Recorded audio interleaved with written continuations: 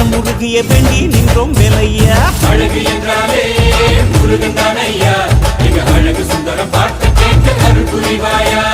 சேவல் கொடியுடன் சிரிக்கும் முருகையா, எங்க வாழ்க்கையில வெற்றி பொங்க தருவாயா. ஆறுபட வீடு கொண்ட முருகனுக்கு அரோகரா, அப்பானுக்கு பாடம் சொன்ன சுப்பனுக்கு அரோகரவும் பேர சொல்லி இந்த ஊரே வந்தோம். உன்னை தேடி வந்து எங்க உள்ளம் முருகிய வேண்டி நின்றோம் வேலையா.